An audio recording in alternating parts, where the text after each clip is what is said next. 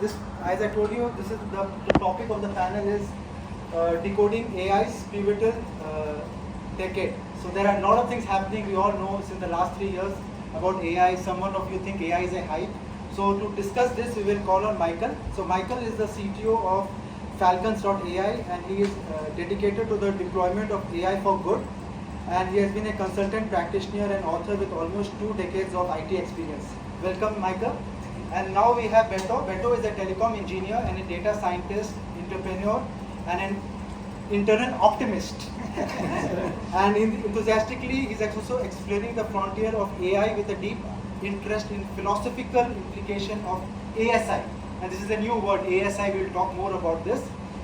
And what is this, the future of humanity and all these things. So thank you, Beto and Michael, for coming to this panel. And this is going to be an interesting panel where we are going to have good views about AI, because this is one of the most abused word in the last 2 years. Everyone is talking about AI, like simple automation has also become AI. Three years back I used to correct people, but now I am like going with the flow. Let them think whatever AI is, and later on when you start talking more about it, knowing what it is, then you will understand more. It's like half knowledge is very dangerous. This is what I believe. So people first will read about it, learn about it. AI is not something new. It has been there since 1956, right? We have been learning about this a lot. So now coming to the topic, this very famous word, AGI.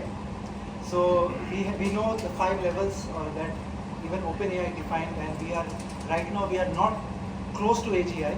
But what are the thoughts? First we'll start from Michael, and then we'll take Beto's thoughts on that. I don't know. This is just for the recording. Oh, I okay. can just put it here. So I don't necessarily think we're even remotely close to AGI, and so that metric is based on general intelligence, meaning that the system can be as generally good as the average person in that specified domain across all specified domains. I don't think we're even scratching the surface. We're not even remotely close to that. And you see that with all the jailbreaks happening and all the hallucinations and everything like that from all the news outlets, all the blog posts, all the AI influencers, all the YouTube videos. Trust me, I try to consume all of that. But for all the hype from the new and the Devons and the insert X Tech here, whether it's Mistral or Llama 3 or you name it, we're not even close to AGI. This is not even. That's a fantasy that is still. You'll see a unicorn in the next month before you'll see AGI even on the horizon. That's just one man's opinion, but I like that you introduced me as an optimist, because I think I'm going to be the counterpart of Michael all night. I fully agree. We are not close to AGI. I think that there's already a challenge we don't know how to define intelligence itself. Human intelligence is already a challenge to be defined even more. Artificial intelligence and talking about AGI are like, I think what is interesting is forcing us to at least sit down and reflect on all these topics and start the conversations and the discussions to at least define a framework. Like what you say, OpenAI defining level. Okay, we are going to be working towards having concrete definitions and having milestones to reach. We are not there. I think we are not that far. And again, there's many definitions of AGI. Yeah.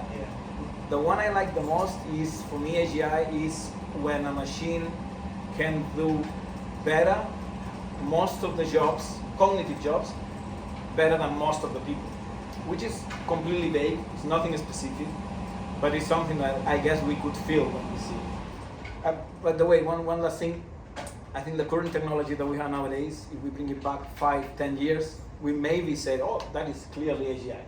Nowadays, we are like moving the goalpost, in my opinion, but we can discuss more. no, I mean, I think you're right, and I'm actually, I say a short-term pessimist, a long-term optimist. Like, you can look around the world right now and be like, oh my God, Rome is burning, this, that, and other, and it does seem like that. But humanity as a whole has a tendency to adapt and evolve. Like, the good always comes out in the end. I hope we just, don't extinct ourselves before, that can happen. But I do have kind of a pseudo definition, and I think it's kind of, a generally understood definition of intelligence, right? And so, to me, I think intelligence is knowledge combined, some knowledge combined with volition, meaning the will to do something, right? So did it take intelligence for you to start your business? No, that's insane. Anybody that starts a business today, logically, if you look at it logically, by the numbers, if we were to be, do the Spock, Captain Kirk, montage, logically, Captain, you could get a job and make so much more money and be secure and stable and this, that, and the other, right? But people start businesses every day. And we look at somebody like, we could look at, fast forward to now, Jensen Huang. Oh, he looks like a super genius right now with he's a, $2 trillion and he knew and blah, blah, blah. He didn't know any of that, and he'll tell you that, going back to 93 or whenever it was NVIDIA started out. That was not intelligent. That was not at all smart for him to start NVIDIA. It's only looking back that he had the willpower to, suffer through the downtimes and GPUs are a joke. Look at AMD and Intel, they're killing you and this, that, and the other, and we're moving in this sector, and RAM is the way to go now, and all of this other stuff. So I think intelligence is volition. Everybody here today is here by their own, I would hope, right?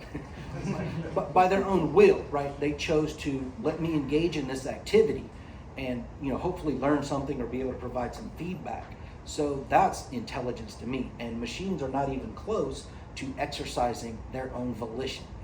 You can have the smartest, cobbled together AI solutions right now, and this. They're not going to make decisions, or they'll make decisions on their stuff, but they're not going to choose what actions to take all on their own. There's nothing you can put into Llama, Anthropic, or whoever, or smash them all together and run them on NVIDIA's cloud. They're not going to come up with some magical idea and take that action on themselves. It's not going to happen. And so that's kind of my definition of intelligence. When you gauge a machine, it's volition. Volition with a little bit of knowledge to be able to take that action and learn as you go and adapt as you go. No, we're not.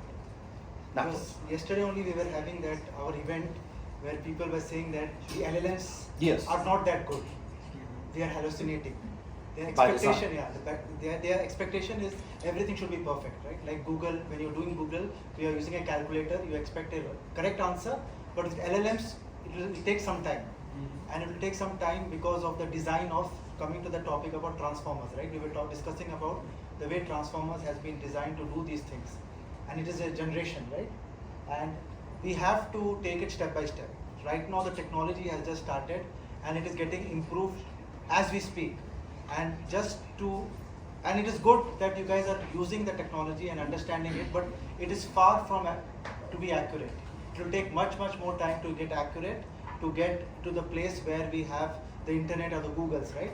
So now I wanted to take this from you, Michael. What are your thoughts about the role of transformers? Because this is one of the changing points that has happened in whatever we're discussing today, right? The generative AI space. Okay, so there's two aspects that I see, just not to get super technical or whatever, but transformers are spectacular from what they were able to do for the state of AI right now. And I run into investors and we've talked about this, right? And everybody's like, oh, what's your go-to-market strategy? Blah blah blah, and this and the ROI and all these other metrics they want to throw around. But if you look at it, the most revolutionary technology to come out in the last, 5 years, 7 years now? Longer? 2018. Right, something like that, when Transformers came out. 16, yeah. Do the research. How much money did Google make off of Transformers? Anyone? Nothing, they gave it away. And look at the steps. Now, it cost them to build that, but how many investors and the PE, VC, hedge fund, that whole, I have my own issues with that group, but that whole sector are willing to take a risk like that to be able to say, if we develop this pivotal thing, that we can actually change the face of this technology and enable it for so many more to do so much more, right? You're actually creating a much larger economy doing stuff like that, but they're not willing to do that. Now, for as great as they were, I do think that we're running into the limitations, and that's where it comes to groups like this, places like this. We talk about all the time, Mohammed, talent is not isolated. It's not, I know you can tell by my accent, I'm from America. Talent is not concentrated in the West. It's spread out everywhere. There are brilliant people all over the world, and if you've traveled enough, you've met some really smart individuals. And so I feel like the adoption is great, but I still feel like people need to slow down building on transformers and start looking at what's Transformer Plus. So we were on what, Web 1, Web 2, Web 3, or whatever it is now. What is the Transformer Plus? What is beyond Transformers? You know, we did the state space models, the Mamba models recently, and they kind of fell out of favor because everybody's architecture was geared more towards Transformers. But that's kind of, we're boxing ourselves in with the, everybody lives in NVIDIAville right about now. Well, let's just be honest. We're all kind of, you know, you got Microsoft Town and GCP, but we're all kind of living in NVIDIA's land or whatever. But they own that land because of the CUDA interrupt system. If you get off of transformers and you get off of GPUs into NPUs and LPUs and neuromorphic chipsets, you start opening the door for much better, much faster, much more higher optimized solutions and systems. But people are going to have to start thinking about those other things instead of just, oh, look at my LLM, which is actually just a hallucination engine by definition. If I can jump in with that. Please do. Yes. Yes. No, I totally agree with what you said. What I think, the thing I like about Transformer is that it put the spotlight, finally, you say, we have AI for decades. And it was like implemented in the corporate world and everything. It's nothing new. Generative AI, Transformers model, it just put the spotlight, it brought the busy money.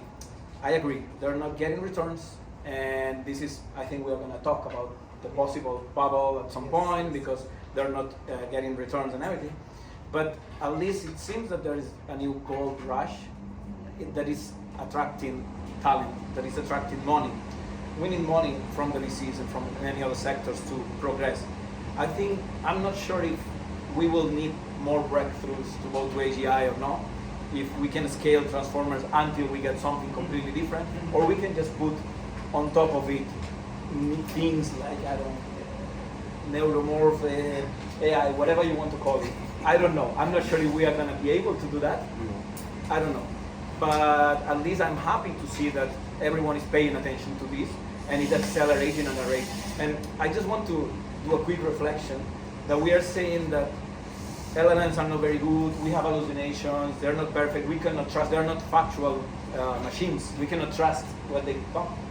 But we are practically have 1.5 years since ChatGPT, November 22, was launched. So it's only less than 2 years for a technology to be such a big deal. I agree we don't have returns in the corporate world yet, but what is accomplished in so short span of time, for me, it's incredible. It doesn't stop to amaze me.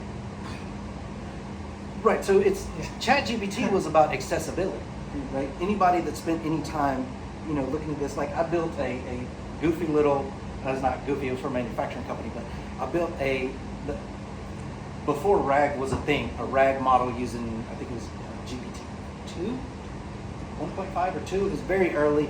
It was kind of a little bit, you know, hodgepodge of output, but so what made LLMs, what put them on the spotlight was the accessibility, right? And so, like, you know, Google had, you know, me and my devs, we talk about this all the time. Google had Gemini long before ChatGPT was a thing.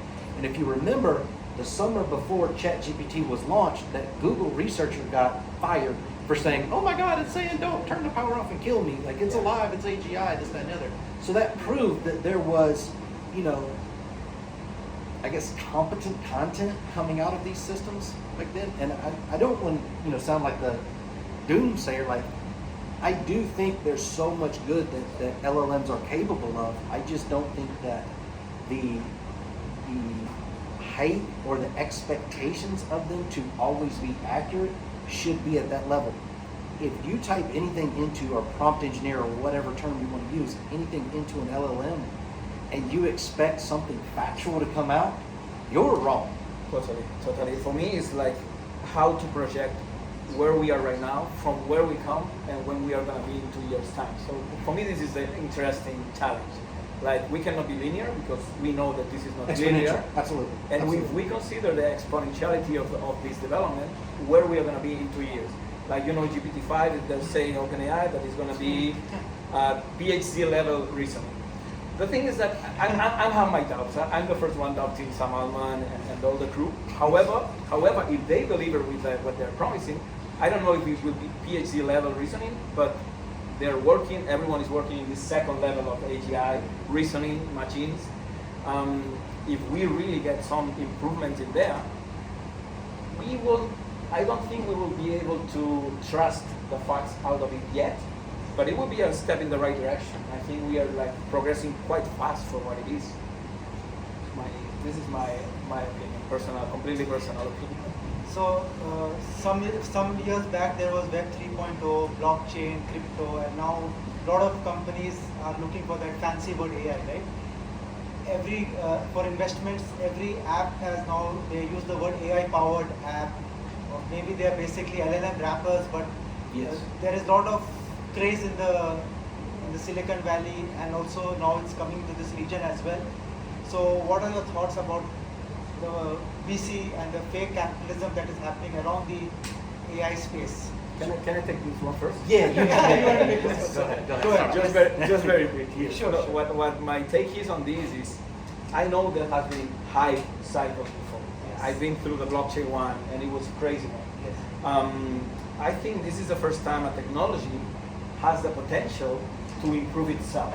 And this is something that we cannot compare to any revolution, industrial revolution, or any other technology tools before. And I think treating AI as a tool, I think could be a misconception.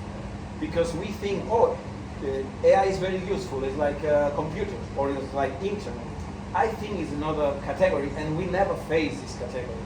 And for me, I'm more comfortable treating AI, not the current AI, because it's literally crawling. The AI we have now is infinite. But AI in general, for me, I tend to treat it more like a new species than a tool. The fact that it can be helping in its own development, for me, it changes completely the paradigm. And just my take on this. But I want to let you talk. I want to hear what you say about fake capitalism, because it's very interesting. So what I've seen, and probably anybody here that has a startup or been in the market or look for funding or anything like that, what you see is iteration versus innovation. They are not the same thing, number one. And then your other term, fake capital, right? So I'll address the fake capital elephant in the room. So to me, fake capital is, I'll just be completely honest, it's Sam Altman, it's Elon Musk, it's people like that. Here's why I say that, right? So if you go back through their history and look at what they've actually built, or have they actually sold shares of a company they hyped up? Anyone tell me what Sam Altman ever built? Right? Mira Murata, CTO. What's she ever built? Oh, it's going to be PhD. Wrong, it's not.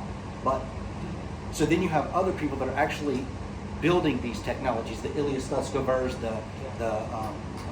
and Andre Karpathy, people like that. Jeffrey Hinton's, Jan LeCun's, people like that actually build it. So to me, the fake capitalism is the sales technique, right? And so I'll give you a prime example. How many in here are in a startup, done a startup, or thinking about it right now? Just share hands, right? You should all have a problem with Elon Musk specifically, and here's why I'll say that. So he just got a $56 billion payout from Tesla, 3 weeks ago? $56 billion, right? Largest payout, human history. Congratulations him. I'm not hating on that. A week later, he turns around and raises $6 billion for XAI. Dude, why didn't you just take the $6 billion of your 50? You're not going to move back in with your mom if you lose that $6 billion. Like, you're going to be okay. And why I call it fake capitalism is because it's a concentration of large, very large sums of capital into a small set of hands. That goes back to the other problem, which is not innovation, it's iteration. What has Apple innovated since Steve Jobs?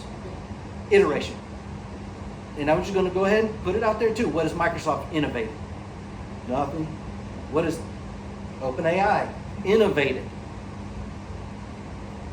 Nothing. It's iteration. And so part of the problem in the financing scheme of things is people don't want innovation. They'll say that. You'll hear it all the time. Oh, we got this new fund and we're looking for innovative. No, you're not. You're looking for iterations. Give me a chat bot that does X based on X LLM or X technology that somebody's proven that works. Well, if you proved it works, is it really innovation?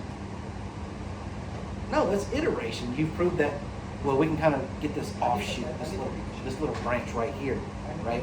So for me, that's the problem. You have fake capitalism, so you have all of this just ungodly sums going to a few to iterate what they already built.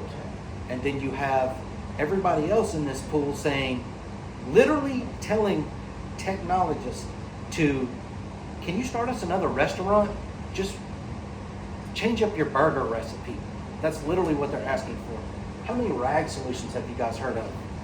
How many social media content generation posts that, oh, we got 20 million in funding, we got this in funding for a Me Too rapper company solution. That's not innovation. That's hurting, us, people that actually do want to innovate in this room. And I'll give you a prime, specific, personal example of that, right? So we have and I speak about this, we have a solution called Precise AG, right? It's basically take a picture of a chicken to see if it has signs of bird flu.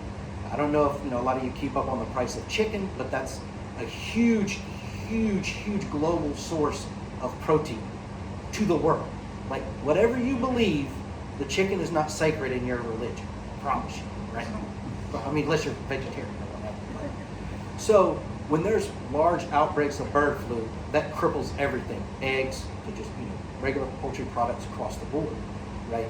And so goose egg, you're going to get goose egg funding. We got goose egg funding, nothing, right? So it's all self-funded. It's for farmers to kind of help, give them accessibility to advanced solutions. I know the next topic or the next panel is about AI for good. Be prepared to do that yourself, right? Because this money that's going to Elon Musk and Nvidia stock that's already like ridiculously overfunded, it's so overvalued right now. But that's taking away from application of, and I do like your take on, it's not a tool, it's a new species kind of we're figuring out of AI. That's taking away from people like everyone in this room to build those next level solutions that can literally address human problems, not let's generate a more inducive ad or sales email or all of that crap. Like the ad space, they've got that down to a science and all of that. So that's part of the fake capitalism wrapped into the just wrong way that VCC stuff is. True advancements are not being funded. It's Me Too's. Because when you talk about AI, people say that it is something very new. Again, it boils down back to data science. That is why the name of the company, because I have been a data scientist for almost 20 plus years, and it was called statistician and all these terminologies. AI is something that every one of us are using right now, but as I said, right, the core of AI is data, and as Michael was talking about RAG, yes. the one of the R, the most important part of RAG is the R part, retrieval. And what is retrieval? How you can get data from your different sources. And that is the most important part. Again, you get back to data engineering. And that is one of the biggest challenges for companies that I'm also talking to. Mm-hmm. What is the quality of their data and how they can integrate that data, the retrieval part, the R part. Because the data can be in PDFs, it can be in SharePoint, Google Drive, spreadsheets, or it can be unstructured data, it can be images, it can be any sort of data. How you can take all that data, connect it to your RAG. The R part is the most crucial part. If your R is fixed, then the A and G is nothing, right? And this is where I think a lot of value has to come. And as we speak about AI, and all of you are hearing about AI, again we should go back, learn more about it. And this is one thing that I say. Then you will again, when you start working with applications, you will get again stuck to the nuances of data cleaning, yep. which goes 80% of the time we have to always figure out. And also we were discussing about the frameworks. We were just discussing yesterday about in the panel. Yeah. The LangChain, that is something that I was very bullish about 1 year back. I remember I did a lot of workshop on LangChain and I implemented a lot of solutions, and now things are breaking apart because of the updates and all those things. So it's a learning, right? It's a learning, and now coming to, we have less time, but we want to just quickly talk about the word ASI, because you mentioned about this. We all have heard about AGI, and I wanted something from Beto to talk about the ASI. What is your definition of ASI and how close we are to this particular thing. Yeah, I mean, it's difficult to define AGI, artificial general intelligence. Thinking about artificial super intelligence is even more difficult. But I want to do a small reflection here. I think since we invented computers and computation, we were like dealing with electromagnetic signals going through gates, and this is essentially what it is. And our job of these last 60 years have been to create abstraction layers on top of it, so it's more manageable for us. It's easier for us to use these 0 and 1s and these signals in a chip. So we, at some point in the 80s, 90s, we invented graphical UI. Well, after the assembly, we were like on the chip. We were on the cars punching holes. And then we were like coding low-level chips with assembly and so on. And then we will move to graphic interfaces, and we created this abstraction and these metaphors about a desktop, a mouse, folders. This is just for us to understand it. I think what is important about AI is that I think we are creating a new level of abstraction which can be much more transformative, because what I see in 5-10 years, I don't see ourselves sitting in front of a keyboard, a mouse, and a screen. I see ourselves working with an assistant, which is an AI, a particular AI, which is our interface to the digital world. I imagine having this entity, call it whatever, LLM, multimodal, I don't know what it will be. But it will understand our needs, it will connect and will be accessing all the data in the world, it will be having good levels of reasoning, I could trust the facts, and I could delegate many things of my life to this entity, and this entity is my representative in this concept of digital twin. Yes. I see ourselves using this kind of interface to connect to the digital world instead of these old desktop folders, files, metaphors. So for me, this is one of the important transformations that we can see. And going back to the ACI topic, the moment that we get an AGI, and again, I don't know exactly when it will be, but the moment that we have a system that has a PhD level of reasoning, that has access to all the documentation, all the papers, all files on the internet, and can help us research, I think we are going to be close to create this next level. And it will be, I like to call AI the last invention of humanity, and it's a bit dramatic. Yes. No. It's a bit dramatic, but I like the concept, because I don't think there are scientists now on the world doing difficult things that are not leveraging the technology. I don't see people investigating nuclear fusion without the help of AI. Materials, scientists using AlphaFold for protein folding, or anything, or quantum computing. So now we are co-creating with AI, but now it's a tool. Okay, I need something, I will ask, and it will reply, blah, blah, blah. I think in the future we are co-creating more and more, up to the point that they are creating and inventing by themselves. And I think this sparks new questions. What are we going to do then? If we have 0.5% of people not working without a job, because the AI is going to displace. Let me say something, and this is, again, my personal take. But I heard this, and for sure you heard this. AI is not going to take your job, but somebody who knows AI will take your job. I'm sorry, but I'm not buying it.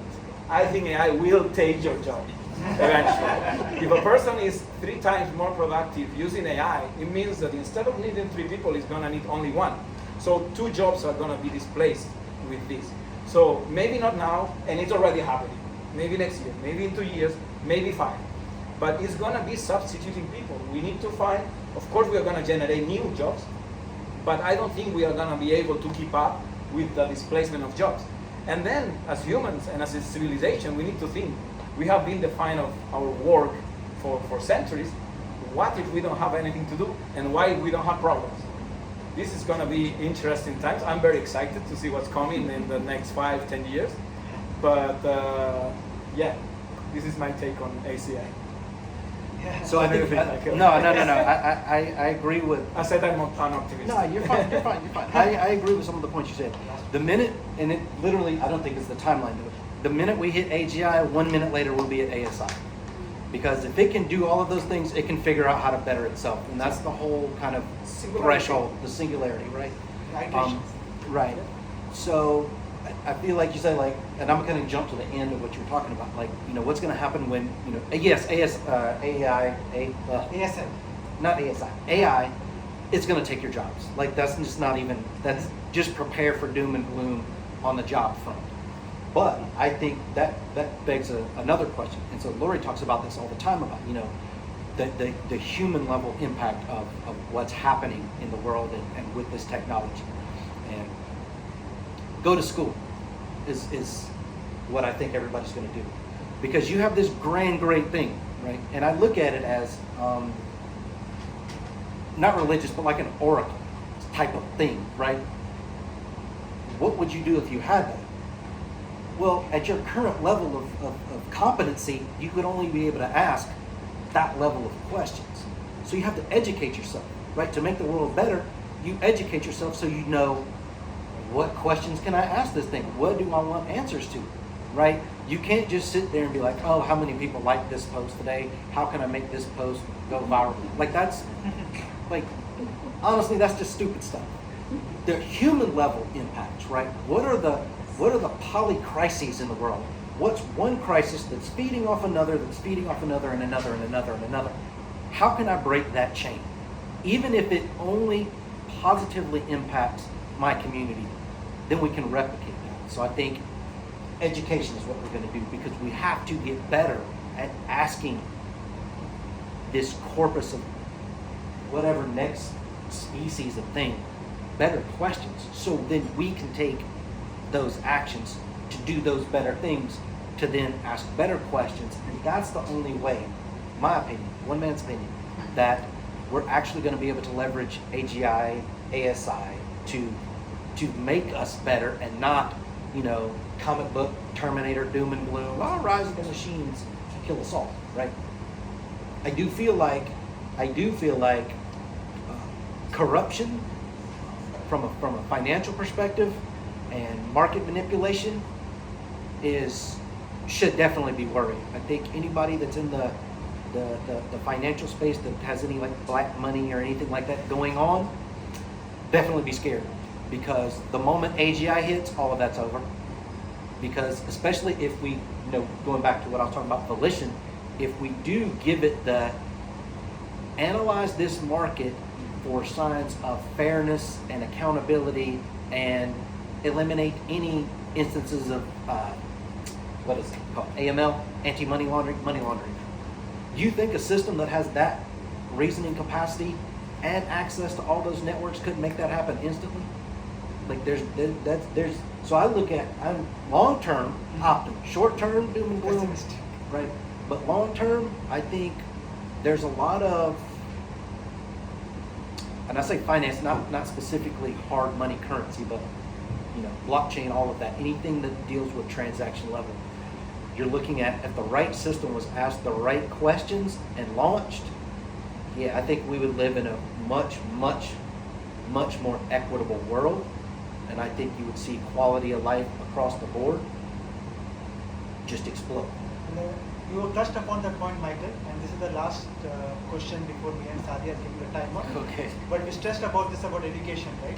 About learning to code. There is a lot of marketing that you don't need to learn to code. Coding is going to go away. The companies are selling you no-code solutions. I have to speak on that. Yes, so that's why I wanted to I will reply on that. That yeah. literally incenses me. You need to give us 5 minutes. Right, we can kind of. It's an interesting topic. Anybody that tells you you don't need to know how to code, run, just run. There's some angle, there's some hook, there's some catch, right? Because you can do these no-code platforms, and they're great for starters and get your website up and running, and that's all well and good. But no, you have to learn how to code, because at the end of the day, we're going to start getting into non-cookie cutter scenarios, and you're going to want something very specific that the developers, no matter how smart they are for that platform, you don't fit their market. They fit a broad general market. You're looking for something very specific with what you do and to present it in a given way. That's number one. So no code is fine, low code is fine for just basic, get it up and running. You're talking about Jensen Huang telling everybody, no, you don't need to code, AI and video, we're going to do it all for you. This is so insane if you look at what he's saying versus what he's doing. The number one hire, the number one software opportunity or software engineering opportunity in the world right now is for who? NVIDIA. They're hiring software engineers like crazy. But I thought you just said we don't need to know how to code. But you want everybody that can code, so once again, I have a reply. you have to look at what's actually happening in the market. And people are complaining about LLMs. Oh, it's hallucinating. No, if you knew what you're talking about, you know it's doing what it's supposed to do. You just need to tailor its hallucinations to fit what you want. So that's why I don't. Anybody that tells you don't learn how to code, that's just, wow, that's maddening. Run from those people. I will tell you, you don't need to learn how to code. No, I want to reply. I think you're right, and I think the only difference, from my opinion, is the time scale. I think what Jensen says of NVIDIA is, okay, right now is the hottest thing, is the thing that you need to do right now. But can you tell me that you are not more productive nowadays than 15 years ago as a programmer? Like now with LLMs, I'm coding, I can do a game in really 1 or 2 days. So basically, what we are doing, and again, to these levels of abstraction, we are leveraging these tools to the point that we don't need to go that deep. And the system is bigger, the systems is big and big and big. So what I'm telling is, what I think is 3-5 years time, we don't need to go down to the code itself. We can just live in a level of abstraction where the requirements are enough for something to work. This is my opinion. And can I tell you why I think NVIDIA is hiring the developers? I think you heard that this problem, that most of the staff of NVIDIA have stock options. Right, And now and they're they're cashing out. basically rich and they're not working. Right. So they're like hiring more employees because the ones that are there are rich. But Jensen This is is it. riding the surf wave saying, look at me move the moon. Like you can't, Yeah. the two are not the same thing. You don't, so that's my, no. Learn how to code, sign up for Decoding Data Science, look, watch That's YouTube tutorial videos, understand what this underlying technology is. And this is the last thing I'll say and then I know I gotta stop. If you don't think you should know what's happening, just take a look back, what was it, last week? CrowdStrike. Killed everything because people weren't paying attention to what's actually underneath the hood happening. And everybody just assumed that the next guy had that taken care of and the next guy, even Microsoft, oh, well, CrowdStrike's got it. And CrowdStrike CEO, well, I hired some smart people and smart people, well, we got this smart guy. And this smart guy's like, somebody will check what I do before I push it out and it crashes. Why I say that's important is because the world depends on software.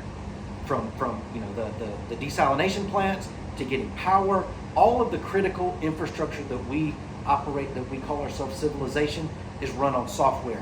And if that crashes, you think an LLM is going to be able to fix legacy code? Like, you want to know what's happening. I need to fix it now because it's Dubai. It's Western. It's 117 degrees in my home. I gotta fix this. So I'll just leave it at that. That's my Thanks a lot, Michael. Thanks a lot, Absolutely. Beto. We will take the questions offline because we are running out of time. Thank you everyone for listening. Over to you, Sadia.